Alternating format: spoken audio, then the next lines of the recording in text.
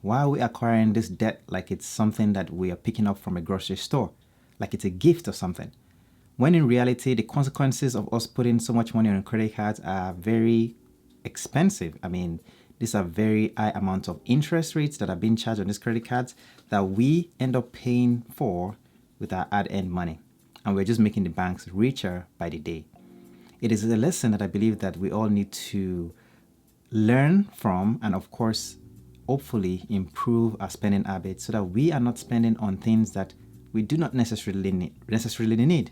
I'm not saying that right. But anyway, think about this. Americans' credit card balances just zoomed past the pre-pandemic levels. Prior to the pandemic, if we remember that the economy was doing somewhat okay, things weren't as crazy, interest rates weren't as high as they are now. And of course, at the time, they were talking about the recession coming up, they were talking about the yield curve inverting, and so forth. Now, after the pandemic has, hopefully we are almost out of it now, and the credit card debt has actually skyrocketed past, the levels that it got to pre-pandemic, which is amazing because even in this economy, when things are so glaring that it's probably going to be a recession, and actually they claim they were in a recession right now, also interest rates are skyrocketing like day by day according to the next Fed meetings. According to predictions, the next Fed meeting, there will be an increase in interest rates again. And of course, this is when we have people piling up debt on their credit cards. Total debt reached around $986 billion on credit cards alone. Now, this begs the question, why are people piling up so much money on credit cards? I understand. We all fall on hard times. I understand that sometimes, things just don't work out. But this is the point where we need to ask ourselves a question. If it's not a life or death situation, if it's not like an emergency that, it will prevent you from making that next income, then that money shouldn't be put on a credit card. That expense shouldn't go on a credit card. Excuse me. If you think about this, the average interest rate right now on a new credit card is around 21%. And it goes up onto almost 25% depending on your credit score and your situation. So if you are getting charged or your APR on your credit card is around 21%, and you have money being left on that credit card or balances that you're not paying off, this begs the question, how do you want to recoup those losses, those drain that you're experiencing, those drag that you're experiencing, the heavy weight that you're carrying? Because if you think about this, it's almost like you're trying to build wealth by saving money, but then you're carrying credit card balances. You're saving money so that you have money for the future, but then you're paying off interest more than what you're holding on to debt that you should have gotten rid of, so that it's not adding much more drag onto you because of the interest you're paying on them. Now, what is also interesting is this. When you put your money in a savings account, which is fine to have some money in a savings account, they always advise that you have 3 months to 6 months worth of expenses or living expenses so that you can cover yourself in case something happens. But let's continue. So you have money in the savings account. Your savings account is only probably going to pay you nowadays from a regular bank. You're getting paid barely a percentage. If you put your money in a high yield savings account, you're probably going to get around 3.5 to maybe 4.5% on your money that you put in this savings account, which is not bad. I mean, considering interest rates are high, but also remember, you also have inflation still biting away some of that, because inflation right now is still around 6.4%. And of course, that's why they're increasing interest rates, which then comes back to bite us because we're having so much balances on our credit card and our interest rate keeps going up above 21%. So I did a quick number here. All right. The average interest rate right now is around 21%.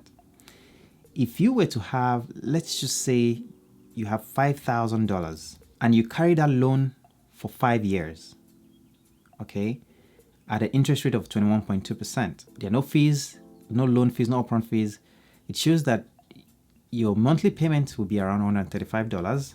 Your total payment will be around $8,149. The total interest paid will be $3,149, including all the principal.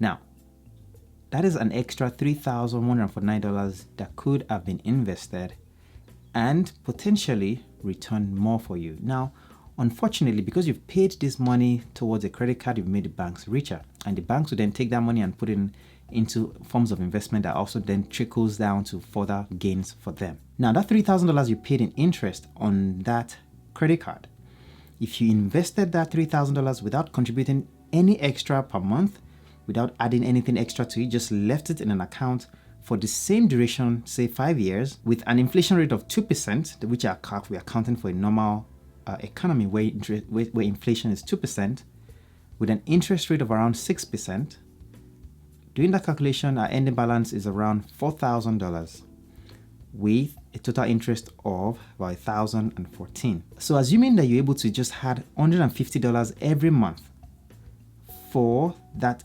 5-year period at an interest rate of 6%, your ending balance will be $14,488, with total principal being $12,000 and your total interest being $2,400, about almost $2,500 on just the interest only.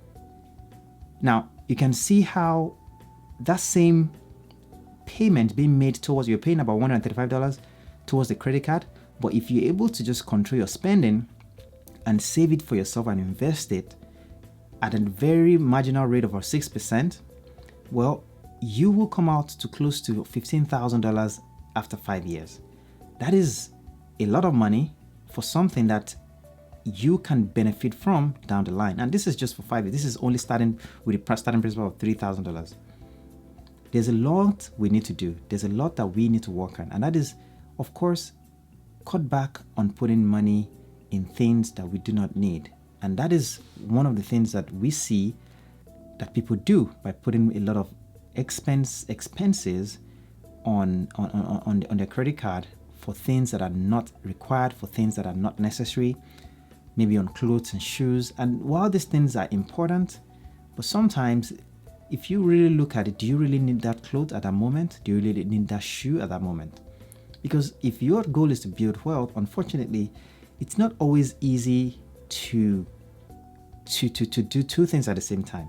You can't try to carry on so much debt and try to build wealth. You need to focus on one. If you want to get rid of debt, try to do that as soon as you can. Now, of course, if it's a mortgage, a student loan debt, these generally have very low interest rates and you're locked into that rate for, maybe 30 years, maybe 20 years, maybe 10 years. But when it comes to credit card debt, it's like a wound that won't heal, and it will only spread further if you do not get it off your back as soon as possible. So my desire for you is to work on that. If you have credit card debt, try to take note of what you're putting on that credit card. Try to know what interest rate you're paying. And if you have multiple credit cards, see how you can consolidate your credit card debt into one that has 0 interest rate, at least maybe for the first 24 months or maybe for the first 12 months. And then you work hard to pay off that credit card before the interest rate kicks in. It is very important that we focus on this because that is the only way we can get further in building wealth, saving money, and hopefully we can find ourselves in a point in the future where we are much stress-free and not living, this paycheck to paycheck because we're paying for car loans, we're paying credit card debt, we're paying a mortgage, we're paying for personal loans and so forth. We don't want to just serve the bank. We want the bank to serve us. I hope that you found value in this video. Please don't forget to drop a like on this video. If you haven't, please go ahead and do that now. And thank you so much. I'll see you in my next video.